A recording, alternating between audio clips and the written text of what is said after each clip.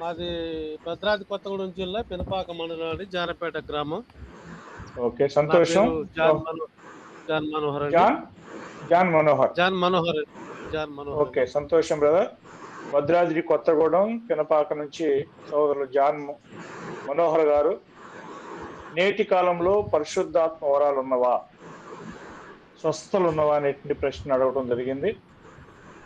మరి దాన్ని ఆ యొక్క ప్రశ్నకు సమాధానం చెప్పడానికి ముందుగా ఈ యొక్క అద్భుత సూచక్రియలు లేదా ఈ యొక్క పరిశుద్ధాత్మ వరాలు అనేటువంటి వాటి యొక్క ఉద్దేశం ఏంటి అనేటువంటి విషయాన్ని మనం మొదటగా తెలుసుకోవాల్సినటువంటి అవసరం ఉన్నది. సూచక్రియల యొక్క ఉద్దేశము ఏంటంటే, చూడండి, యోహాను సువార్తలో సూచక్రియల యొక్క ఉద్దేశాన్ని మనకి దేవుడు యేసుక్రీస్తు ద్వారా వివరిస్తున్నాడు. యోహాను సువార్త 20వ అధ్యాయము 30-31 వచనాలు చూసినట్లయితే చూడండి. మరియు అనేకమైన ఇతర సూచక్రియలను యేసు తన శిష్యుల ఎదుట చేసెను.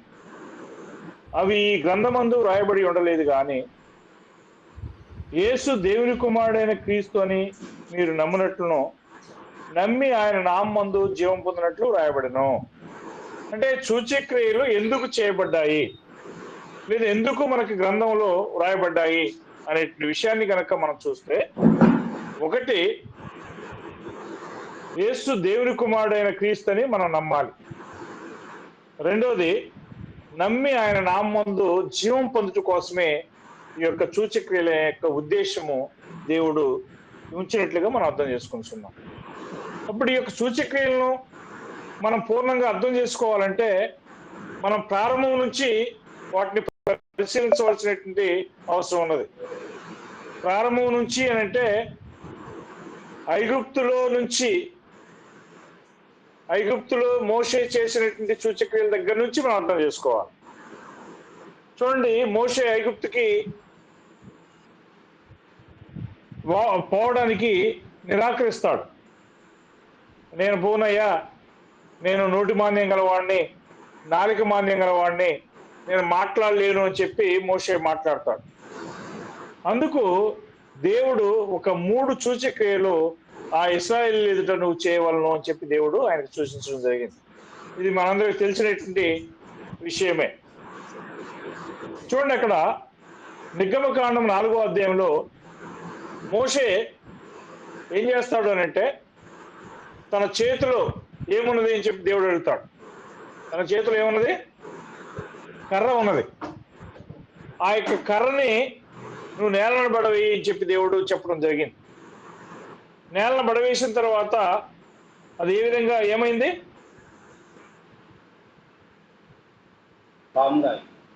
చూడండి, అక్కడ మీకు చదివినిపిస్తాను. 3వ వచనంలో, అప్పుడు ఆయన నేలను దాన్ని పడవేయమనను, అతడు నేలను పడవేయగానే అది పామాయను, మోషే దాని నుండి పారిపోయాను అని చెప్పాడు. అంటే తన చేతిలో ఉన్నటువంటి కర్ర నేలను పడవేయగానే ఏ విధంగా మారింది? ఒక పాముగా మారింది. అంటే అది ఒక సూచక్రియ. సూచక్రియ అంటే అర్థం ఏంటి అంటే, ప్రకృతిలో సహజంగా జరగనటువంటి కార్యాన్ని ప్రకృతికి విరోధంగా జరిగించడమే సూచక క్రియ అని అంటారు, లేదా అద్భుత కార్యము అని అంటారు. అప్పుడు ఇక్కడ కర్రని తీసి నేలన వేయగానే ఏమైందండి? పామైంది. రెండోది, దాన్ని చేయి పట్టుకోమని చెప్పి, దాన్ని తోక పట్టుకోమని చెప్పి ప్రభు ఆయనతో చెప్పడం జరిగింది, మోషేతో. అది పట్టుకోగానే మళ్ళా చేతులు అది కర్రగా మారింది అని చెప్తున్నాడు. ఇది మొదటి సూచక్రియ. ఎందుకు ఈ సూచక్రియలు చేయమని చెప్తున్నాడు దేవుడు అంటే, మీరు చూడండి, మోషే పోయి దేవునితో మాట్లాడుతున్నాడు. వారు నన్ను నమ్మరు, అసలు నీకు యెహోవా ప్రత్యక్షం కాలేదని అందరూ 1వ వచనంలో అని చెప్పి దేవునితో చెప్పగా, దేవుడు నువ్వు సూచక్రియలు చెయ్యి, ఆ సూచక్రియలను బట్టి వారు నిన్ను నమ్ముతారు అని చెప్పి దేవుడు మోషేకి సలహా ఇవ్వటం జరిగింది. మొదటి సూచక్రియ ఏంటి? ఆ మొదటి సూచక్రియ అంటే తన చేతిలో ఉన్నటువంటి కర్రని నేల పడవేయటం జరిగింది. నేల పడవేయగానే ఏమైంది? అది పాముగా మారింది. పాముగా మారిన ఆ యొక్క పాముని మళ్ళా మోషే ఏం చేశాడు? దాన్ని తోక పట్టుకున్నాడు. తోక పట్టుకోక ఏమైంది? మరలా అది పాముగా మారింది, కర్రగా మారింది అనే విషయాన్ని మొదటి సూచక్రియలో మనం చూస్తున్నాం. ఎందుకు దేవుడు ఈ విషయాలు చెప్తున్నాడు అంటే, వారు మోషే నమ్మరు అని చెప్పి మోషే దేవుని ఎదుట మొరపెట్టుకున్నందువలన నువ్వు ఈ సూచక్రియలు చేస్తే వారు నిన్ను నమ్ముతారు అని చెప్పి చెప్పడం జరిగింది. తర్వాత అప్పుడు 5వ వచనంలో ఆ యొక్క సూచక్రియ జరిగిన తర్వాత వారు తమ పితరుల దేవుడైన యెహోవా అనగా అబ్రహాము దేవుడు, ఇస్సాకు దేవుడు, యాకోబు దేవుడు నీకు ప్రత్యక్షమాయనని నమ్ముదురు. అంటే ఈ సూచక్రియల యొక్క ఉద్దేశం ఏంటి? దేవుని యొక్క ప్రవక్తలని లేదా దేవుని కుమారుడైన యేసుక్రీస్తుని నమ్మటం కోసమే ఈ సూచక్రియలు దేవుడు ఉద్దేశించాడు అనే విషయం మనం ఇక్కడ చూస్తున్నాం. అవునా? ఇక 2వ సూచక్రియ చూడండి. వాళ్ళు దాన్ని బట్టి ఒకవేళ నమ్మకపోతే నువ్వు 2వ సూచక్రియ చేయమంటున్నాడు. నీ కుడి చేయి తీసి నీ రొమ్మును పెట్టుకో అంటాడు. కుడి చేయి తీసి నీ రొమ్మును పెట్టుకోము, అప్పుడు అది కుష్ఠరోగంగా మారుతుంది అని చెప్పంటున్నాడు. 6వ వచనం చూడండి. మరియు యెహోవా నీ చెయ్యి నీ రొమ్మున ఉంచుకునమనగా అతడు తన చెయ్యి రొమ్మున ఉంచుకుని దాన్ని వెలుపలకు తీసినప్పుడు ఆ చెయ్యి కుష్ఠం గలదై హిమము వలె తెల్లగా ఆయను. అంటే జనులు చూడాలి, జనులు ఇది దేవుని కార్యమే అని చెప్పి నమ్మాలి అంటే అక్కడ సూచక్రియ ఏదన్నా ఒకటి జరగాలి. కాబట్టి నీ కుడి చేయి తీసి రొమ్మును పెట్టుకో అన్నాడు దేవుడు. పెట్టుకోగానే ఏమైంది? అది పెట్టుకొని వెలుపలకు తీసిన వెంటనే కుష్ఠము వలె మారింది అంటున్నాడు. అప్పుడు మరలా దాన్ని తీసి నీ రొమ్మును ఉంచుకునమనగా అతడు ఆ చేయిని మరలా తన రొమ్మును ఉంచుకుని తన రొమ్ము నుండి వెలుపలకు తీసినప్పుడు అది మిగిలిన శరీరం వలె అయింది అని అంటున్నాడు. ఇది 2వ సూచక్రియ. మొదటి సూచక్రియ ఏమో చేతిలోని కర్ర కింద పడవేయగానే పాముగా మారింది. 2వ సూచక్రియ ఏమో మరి తన చెయ్యి రొమ్మును పెట్టుకొని తీసినప్పుడు అది హిమం వలె తెల్లగా మంచు వలె అయింది అని చెప్పి మనం చూసాం. ఇక అది మళ్ళా చెయ్యి ఇక్కడ రొమ్మును పెట్టుకుని మళ్ళా తీసిన వెంటనే యథావిధిగా నార్మల్ గా అవుతుంది. అప్పుడు 8వ వచనం అంటాడు, మరియు ఆయన వారు నిన్ను నమ్మక మొదటి చూసిన బట్టి వినకపోయిన ఎడల 2వ దాన్ని బట్టి వారు వింటారు అనే విషయాన్ని దేవుడు మోషేకి చెప్పడం జరిగింది. 3వది ఒకవేళ దీన్ని బట్టి కూడా నమ్మకపోతే 3వ సూచక్రియ ఏంటంటే కొంచెం నీళ్లను తీసి ఎండిన నేల మీద పోయామని చెప్పి దేవుడు చెప్తాడు. కొంచెం నీళ్లను తీసి ఎండిన నేల మీద పోసినట్లయితే అదేమవుతుంది? ఏట్లో నుండి తీసిన నీళ్లు పొడి నేల మీద అవి రక్తంగా మారుతాయని చెప్పి చెప్పడం జరిగింది. ఈ విధంగా ఆయన చేయగానే మరి నీళ్లు రక్తంగా మారడం జరుగుతున్నది. అప్పుడు దీన్ని బట్టి వాళ్ళు నమ్ముతారు అని అంటున్నాడు. అవునా? అంటే సూచక్రియల యొక్క ఉద్దేశము ఏమై ఉన్నది అని అంటే దేవుని యొక్క ప్రవక్తలకి దేవుడు ప్రత్యక్షమై తన ప్రజల్ని ఆయనే పంపిస్తున్నాడు అనే విషయాన్ని నమ్మాలి అంటే సూచక్రియలు జరగాలి. చూడండి, ఇదే నిర్గమకాండము 14వ అధ్యాయం కండి. ఇదే నిర్గమకాండం 14వ అధ్యాయంలో వాళ్ళు ఐగుప్తు దేశంలో నుంచి ప్రయాణమై తిరిగి మరి బయటికి రావటం జరుగుతున్నది. ఆ యొక్క బయటికి వచ్చే క్రమంలో ఫరో ఏం చేస్తాడంటే తన సైన్యాన్ని తన యొక్క రథాలని గుర్రాల చేత మళ్ళా వీరిని తరుముతూ వస్తుంటాడు. ముందు పోతూనే ఎర్ర సముద్రం ఉంది, వెనకనేమో ఫరో సైన్యం ఉంది. ఏం చేయాలి అక్కడ? మోషేతో దేవుడు చెప్తాడు. మోషే దేవుడిని అడుగుతాడు, అయ్యా మరి ఇది పరిస్థితి ఏం చేయాలి అని అంటే నీ చేతిలో ఉన్న కర్రని సముద్రం వైపు చూపించుము, అది 2 పాయలుగా చీలి మధ్యలో ఆరిన్యాల ఏర్పడుతుంది అని చెప్పి దేవుడు చెప్పడం జరిగింది. అది ఒక సూచక్రియ. అప్పుడు ఆ విధంగా చూపిన తర్వాత వాళ్ళు ఆరిన్యాల మీద మరి ప్రయాణం చేశారు, నడిచారు అని చెప్పి మనం చూస్తున్నాం. తర్వాత మా యొక్క ఫరో సైన్యము, ఫరో వెనక నుంచి వారిని తరుముతూ వస్తున్నప్పుడు మళ్ళా దేవుడు ఏమంటాడంటే నీ యొక్క చేయిని మళ్ళా సముద్రం వైపు చూపము అని చెప్పగానే వారు సముద్రం వైపు చూపగానే ఏమైందంటే సముద్రం మళ్ళా వారిని కప్పివేసి వారందరూ కూడా సముద్రంలోనే కొట్టుకుపోయారు అనే విషయాన్ని మనం చదువుతాం. అప్పుడు చదివిన తర్వాత ఏం జరిగిందో చూడండి. నిర్గమకాండం 14వ అధ్యాయము 27 నుంచి చదువుతాను. మోషే సముద్రం మీద తన చేయి చాపగా రొద్దుపొడిచినప్పుడు సముద్రం అధిక బలంతో తిరిగి పొర్లిన గనుక ఐగుప్తీయులు అది చూసి వెనకకు పారిపోయిరి.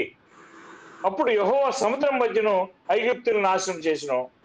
నీళ్లు తిరిగి వచ్చి ఆ రథములను రౌతులను వారు వెనక సముద్రంలోనికి వచ్చిన మరో యొక్క సర్వసేనను కప్పివేసెను. వాళ్ళు ఒక్కడైనను మిగిలి ఉండలేదు. అప్పుడు ఇది చూసినటువంటి జనము ఏం చేశారో చదువుదాం అక్కడ. అయితే ఇశ్రాయేలీయులు 6 నెలలను సముద్రం మధ్యన ఉన్నప్పుడు ఆ నీళ్లు వారి కుడి ఎడమల ప్రక్కన గోడవలే ఉండెను. ఆ దినమున యెహోవా ఐగుప్తుల చేతుల నుండి ఇశ్రాయేలును రక్షించను. ఇశ్రాయేలు సచ్చిన ఐగుప్తీయులను సముద్రమును చూసిరి. చూడండి, గమనించండి, ముఖ్యమైనటువంటి వచనము, చాలా జాగ్రత్తగా ఆలోచన చేద్దాం. 31వ వచనము. యెహోవా ఐగుప్తీయులకు చేసిన గొప్ప కార్యములను ఇశ్రాయేలును చూసి గనక ప్రజలు యెహోవాకు భయపడి యెహోవా యందును ఆయన సేవకుడైన మోషే యందును నమ్మకం ఉంచిరి. ఏ కార్యాలను బట్టి వీరు మోషేని దేవుని నమ్మారండి? జరిగినటువంటి సూచక్రియలను బట్టేనా కాదా? జరిగిన సూచక్రియలను బట్టి వాళ్ళు అక్కడ మోషే యందును దేవుని యందును విశ్వాసం ఉంచినట్లుగా, నమ్మకం ఉంచినట్లుగా మనం చూస్తున్నాం. ఇది ఈ యొక్క విషయాన్ని మళ్ళా ఇదే సూచక్రియల యొక్క ఉద్దేశాన్ని గురించి మనం చూసినప్పుడు ఏలియా కాలంలో ఒక సందర్భం జరుగుతుంది. ఏలియా కాలంలో మీకు తెలిసినటువంటి విషయమే అది. ఏంటి అంటే ఆయన సారేపతు అనేటువంటి ఒక ఊరికి పోతాడు. ఎప్పుడు అంటే ఇశ్రాయేల్ దేశంలో 3.5 సంవత్సరాలు వర్షం కురవలేదు. ఆ తర్వాత ఆ యొక్క భూమి మీద పంటలు పండలే. ఆ సమయంలో ఏలియాని అక్కడ సారేపతులో ఉన్నటువంటి ఒక విధవరాల్ని పోషించాలని చెప్పి దేవుడు ఉద్దేశించి ఆ సారేపతుకు పంపిస్తాడు. ఎవరిని? ఏలియాని పంపించగా అక్కడ ఆ సారేపతు విధవరాలు ఏం చేస్తుందంటే ఆయనకి రొట్టె మరి పానం ఇచ్చి ఆయన్ని కొంతకాలం మరి పోషిస్తున్నట్టుగా మనం చూస్తున్నాం. ఈ క్రమంలో ఆ సారేపతులో ఉన్నట్టు ఆ విధవరాలు కుమారుడు చనిపోతాడు. చనిపోయినప్పుడు ఏం జరుగుతుందో ఒకసారి మీకు చదివి వినిపిస్తాను. మొదటి రాజులు 17వ అధ్యాయం. మొదటి రాజులు 17వ అధ్యాయము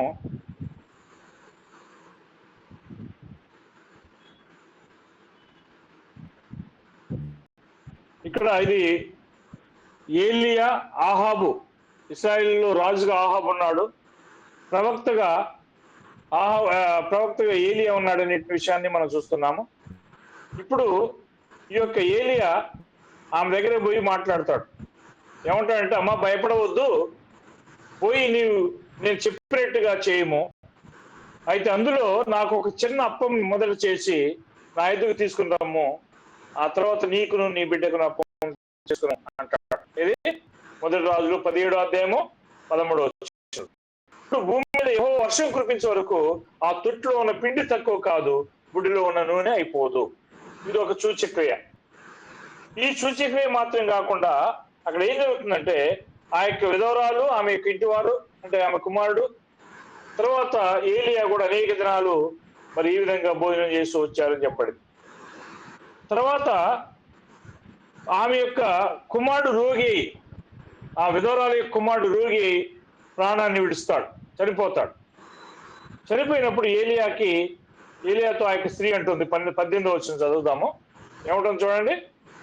దైవజనుడా, నీవు నా యొద్దకు రానేలా నా పాపమును నాకు జ్ఞాపకం చేసి నా కుమారుని చంపుటకై నా యొద్దకు వచ్చుతావా అని చెప్పి మనవి చేయగా.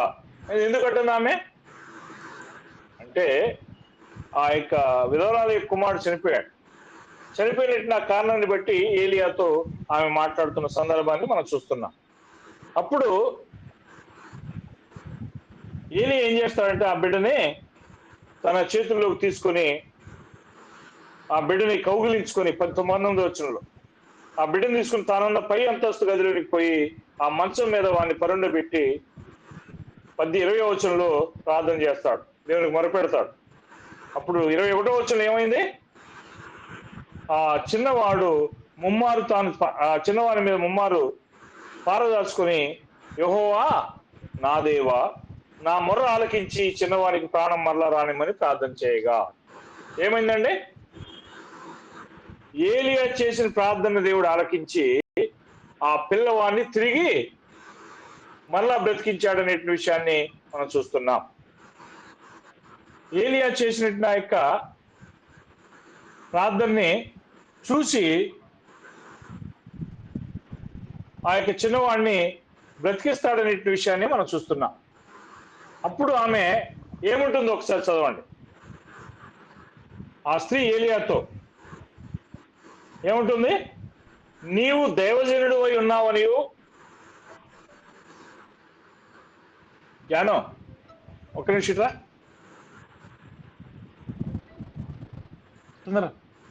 ఒక్క నిమిషం బ్రదర్. రాబీ ఫోన్ చేసి, బ్రదర్ ఆన్లైన్ క్లాస్లో డాడీ ఉన్నారు, 10 నిమిషాల తర్వాత పావు గంట తర్వాత మాట్లాడుతుంది.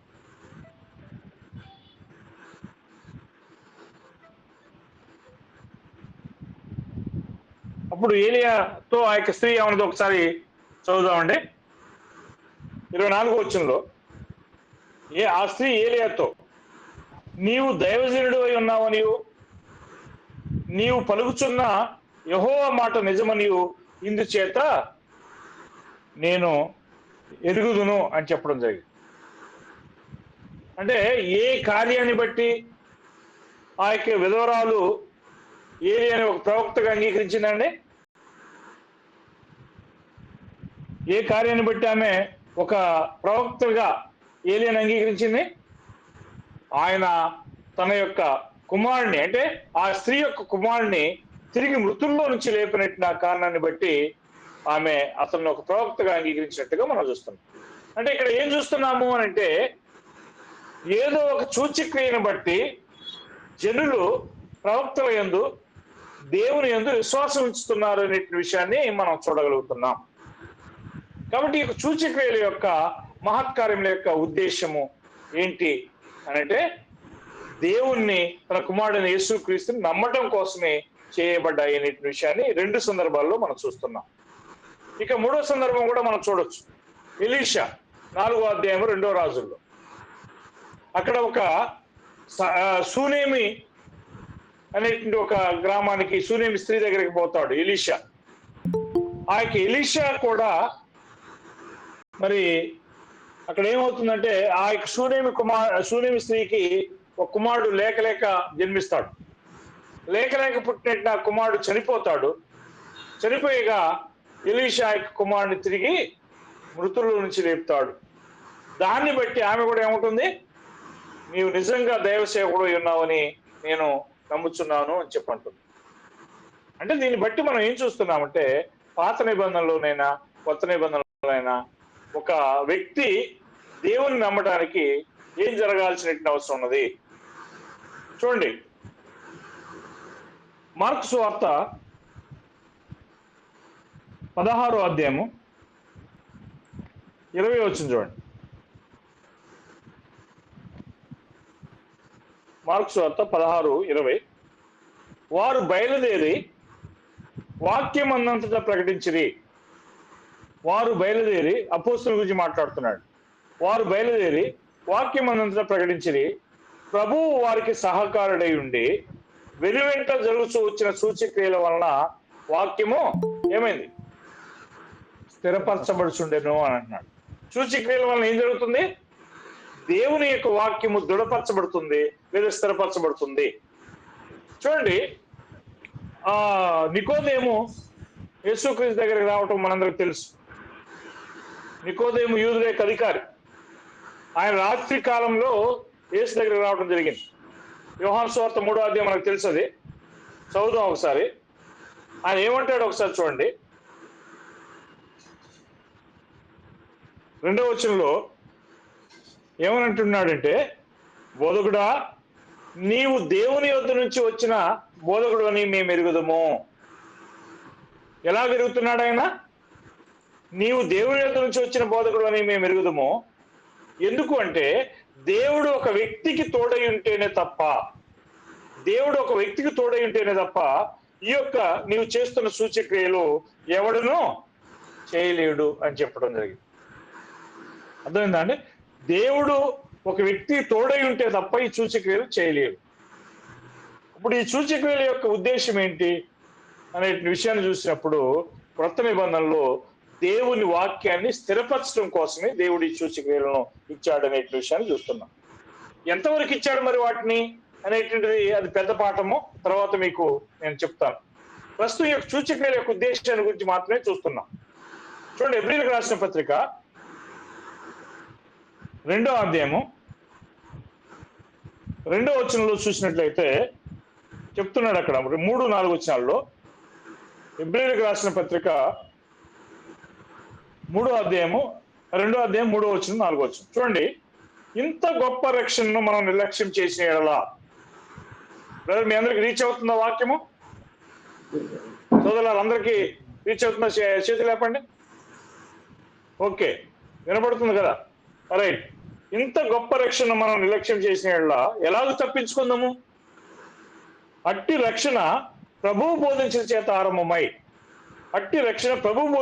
ఆరంభమై దేవుడు తన చిత్తానుసారంగా చేసిన సూచక్రియల చేతను మహత్కారముల చేతను నానా విధములైన అద్భుతముల చేతను వివిధములైన పరిశుద్ధాత్మ వరములను అనుగ్రహించిన చేతను వారితో కూడా, అంటే చేసినటువంటి వారితోనూ విన్నటువంటి వారితోనూ కూడా సాక్ష్యం ఇచ్చుండగా వినిన వారి చేత మనకి వాక్యము దృఢపరచబడెను.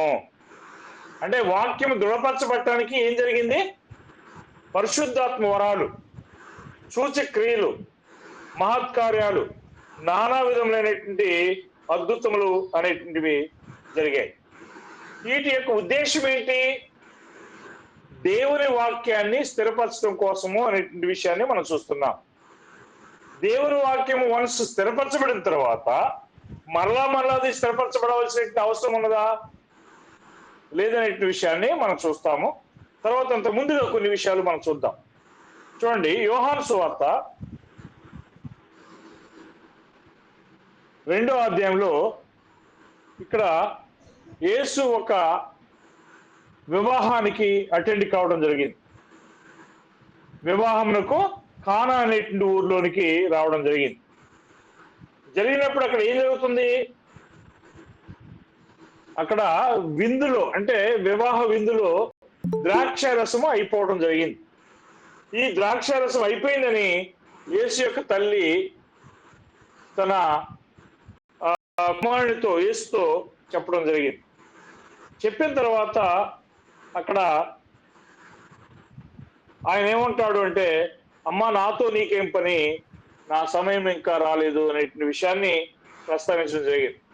ఆ విషయం మాత్రం మనకు అర్థం కాదు, నాకైతే అర్థం కాదు, ఎందుకు ఆ మాట అన్నాడు అనే విషయం తెలియదు. కానీ అక్కడ తర్వాత ఏం చేశాడు అని అంటే 6వ వచనంలో యూదుల శుద్ధీకరణం ప్రకారం, యూదుల యొక్క ఆచారం ప్రకారం 2-3 తూములు పట్టు 6 బాణలు అక్కడ ఉంచబడి ఉన్నాయి. బాణలు అంటే తెలుసు కదా, పెద్ద పెద్ద రాతి బాణలు లేదా మట్టితో చేయబడిన బాణలు ఉంటాయి. అప్పుడు అక్కడ 2-3 తూములు పట్టేటువంటి 6 రాతి బాణలు అక్కడ ఉండేను. ఆయన ఏం చేశాడు అని అంటే ఆ బాణల్ని నీళ్లతో నింపుడి అనే విషయాన్ని చెప్పడం జరిగింది. వాళ్ళు ఏం చేశారు? అక్కడ ఆ బాణల్ని అంచుల మట్టుకు నీళ్లతో నింపడం జరిగింది.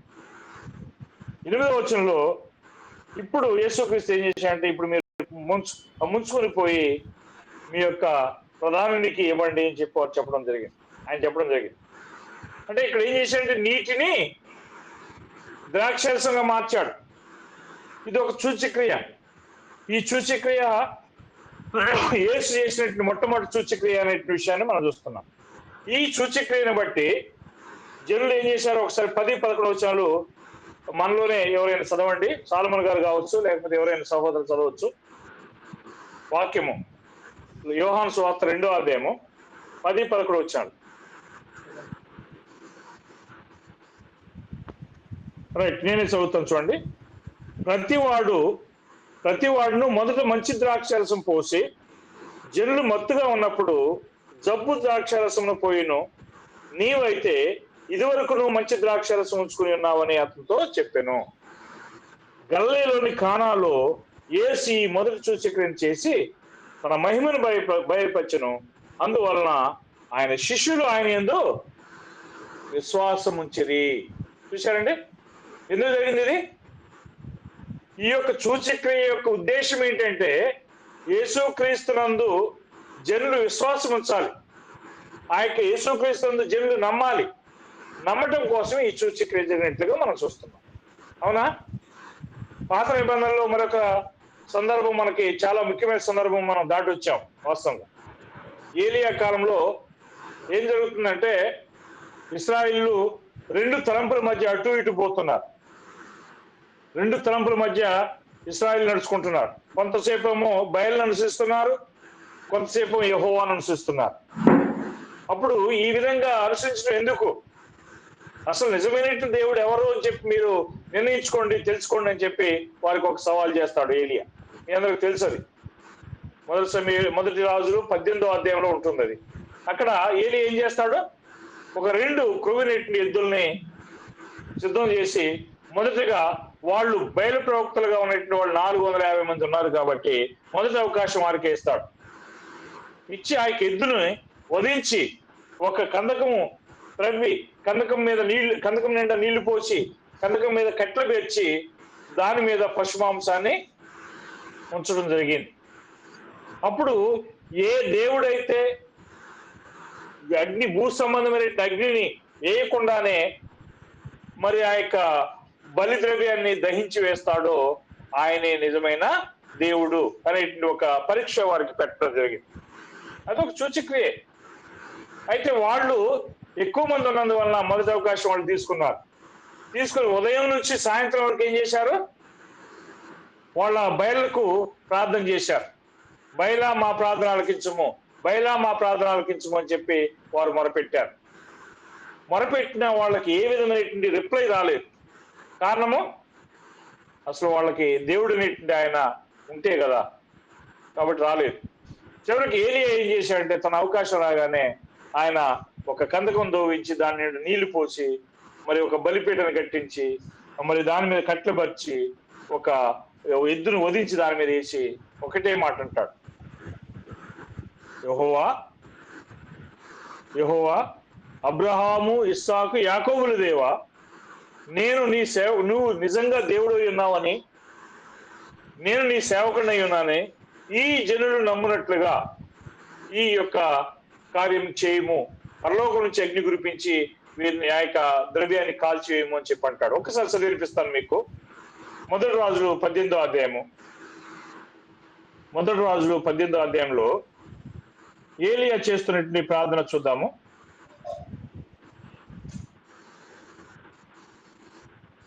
చూడండి 36వ వచనంలో, అస్తమయ నైవేద్యం అర్పించే సమయమున ప్రవక్త ఏలియా దగ్గరకు వచ్చి ఇలాగ ప్రార్థన చేస్తున్నాం, యెహోవా అబ్రహాము, ఇస్సాకు, ఇశ్రాయేలుల దేవా, ఇశ్రాయేలు మధ్య నీవు దేవుడు అయి ఉన్నావని, నేను నీ సేవకుడినై ఉన్నానని, ఈ కార్యములన్నీ నీ సెలవు చేతనే చేస్తువని ఈ దినమున కనబరచుము.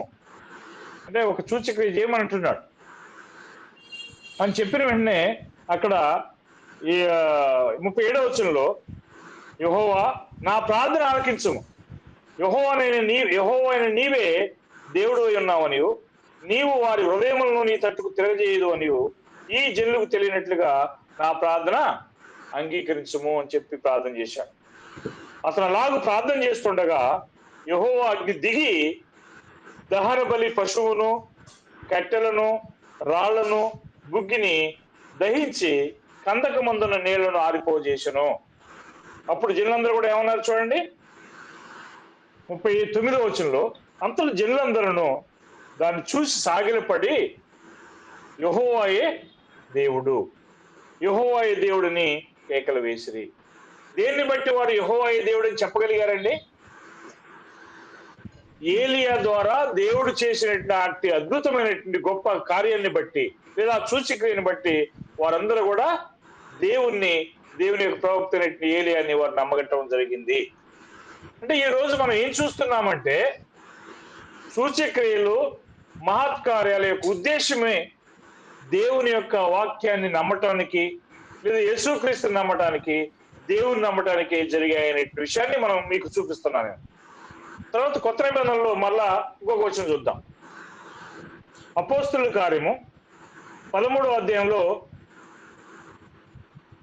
అపోస్తుల కార్యం 13వ అధ్యాయంలో పౌలు శీల అనేటువంటి ఇద్దరు కూడా ఈ యొక్క పాపు అనేటువంటి ఒక గ్రామానికి వస్తారండి, ఒక దీవికి వస్తారు. అక్కడ ఆ దీవిలో ఎవరున్నారు చూడండి.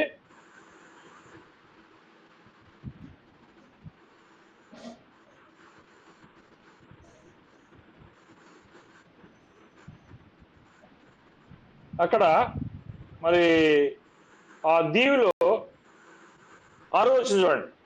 అక్కడ ఎవరున్నారంటే అబద్ధ ప్రవక్తయు, చూడండి ఆ ఊర్లో పాపనెట్టి ఊర్లో వచ్చినప్పుడు గాడివాన్ను అబద్ధ ప్రవక్తనైన బరియేసినటువంటి ఒక యూదుని చూసిరి. ఇతను యూదుడే. ఇతను ఎవరు? అబద్ధ ప్రవక్త గాడివాడు. కాబట్టి ఇతను మరి ఎక్కడ పనిచేస్తున్నాడు అంటే సెర్గీ పౌలు అనేటువంటి ఒక అధిపతి యొద్ద పనిచేస్తున్నాడు. ఈ సెర్గీ పౌలు బర్నబాను పిలిపించి దేవుని యొక్క వాక్యాన్ని వినడానికి ప్రయత్నం చేస్తాడు. ఈ సెర్గీ పౌలు అనేటువంటి గాడివాడు, ఈ యొక్క బరియస్ అనేటువంటి ఈ యొక్క గాడివాడు సెర్గీ పౌలు అనేటువంటి ఆ యొక్క అధిపతి వాక్యాన్ని వినకుండా ఆటంకపరుస్తాడు. ఎందుకు? ఇతను ఏదో గార్డీలు చేస్తూ, జిమిక్స్ చేస్తూ, కాలాన్ని వెలబుస్తూ తన జీవనం సాగిస్తున్నాడు. అదే అబద్ధం అని చెప్తే ఏమవుతుంది? అతనికి ఆదాయం దొరకదు. కాబట్టి ఆదాయం దొరకదేమోనని చెప్పి ఏం చేశాడంటే, అతను ఎలాగైనా నమ్మకుండా అతను అడ్డగిస్తూ ఉంటాడు.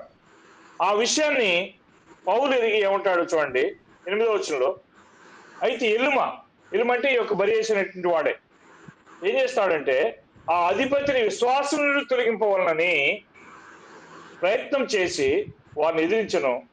ఇలుమ అని పేరునకు గాడివాడు అని అర్థం. అప్పుడు పౌలు ఈ విషయాన్ని తెలుసుకున్న తర్వాత ఏమంటాడు చూడండి 9వ వచనంలో, అందుకు పౌలు అనబడిన సౌలు పరిశుద్ధాత్మ నిండిన వాడే అతని తేరు చూసి 10వ వచనంలో, సమస్త కమటంతోనూ సమస్త దుర్మార్గంతోనూ నిండిన వాడా, అపవాది కుమారుడ, సమస్త నీతికి విరోధి, నీవు ప్రభు యొక్క తినని మార్గమును చెడగొట్ట మానవా అని అంటాడు. అన్న తర్వాత 11వ వచనంలో అతనికి ఒక శాపం పెడతాడు. ఇదిగో ప్రభు నీ చెయ్యి నీ మీద ఎత్తి ఉన్నాడు, నీవు కొంతకాలము గుడ్డివాడవై సూర్యుని చూడకుండా ఉందుగాక అని చెప్పగానే ఏమైంది? 11వ వచనం చూడండి. వెంటనే మబ్బును చీకటియు అతను కమ్మిన గనుక అతను తిరుగుచు ఎవరైనా చేయి పెట్టుకుని నడిపించరా అని వెతుకుచుండెను. వెంటనే జరిగిందా? ఇక్కడ కొంతకాలం తర్వాత జరిగిందా? వెంటనే జరిగింది. అక్కడ నువ్వు గుడ్డివాడవైతావు అని చెప్పిన వెంటనే అతను వెంటనే గుడ్డివాడయ్యాడు అనే విషయాన్ని చూస్తున్నాం.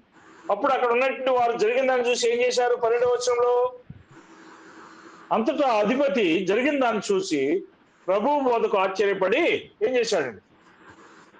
విశ్వసించటం జరిగింది. అంటే ఇక్కడ మనం ఏం చూసాం? ఈరోజు చేయబడే సూచక్రియల యొక్క ఉద్దేశం ఏంటంటే దేవుణ్ణి నమ్మటము, లేదా ఆయన కుమారుడిని యేసుక్రీస్తుని విశ్వాసం ఉంచడము, లేదా తన యొక్క ప్రవక్తల్ని పంపిన ప్రవక్తలు నమ్మటం కోసమే ఆ యొక్క సూచక్రియలు చేయబడ్డాయి అనే విషయాన్ని మనం చూస్తున్నాం. కనుక దీంట్లో ఇంతవరకు మనం చదివిన దాంట్లో మీకు ప్రశ్నలు ఏమైనా ఉన్నాయా బ్రదర్ రాజారావు గారు? ఎవరికైనా ప్రశ్నలు ఉంటే అడగండి, పాట కంటిన్యూ చేస్తాను ఒక పావు గంట. లేదంటే అంటే మీకు ఇంతవరకు చదివిన దాంట్లో ఇంతవరకు ఏమైనా ప్రశ్నలు ఉన్నాయా?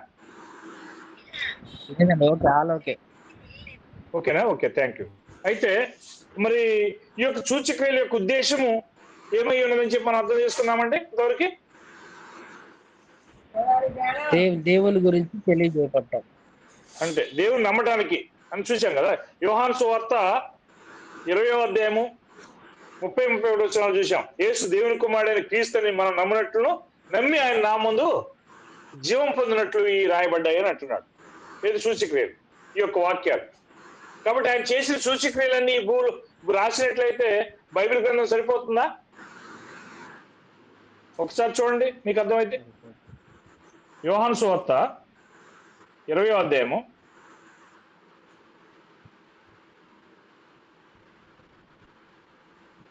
21వ అధ్యాయం, 21వ అధ్యాయం లాస్ట్ లో చూడండి.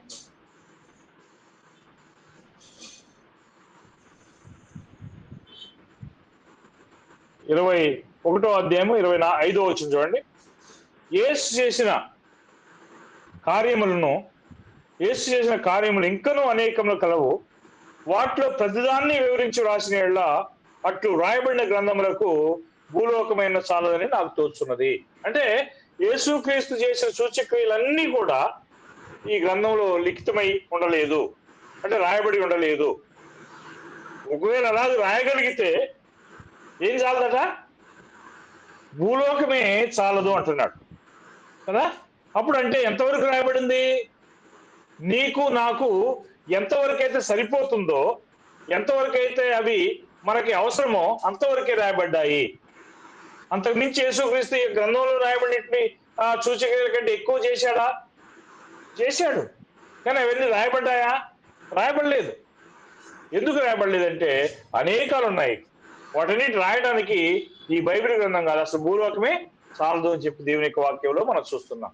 అయితే ఎందుకు రాయబడ్డాయి ఇవన్నీ అని అంటే 20వ అధ్యాయం మరొకసారి చూద్దాము. యోహాను సువార్త 20వ అధ్యాయము 30-31 వచనాలు చదవండి.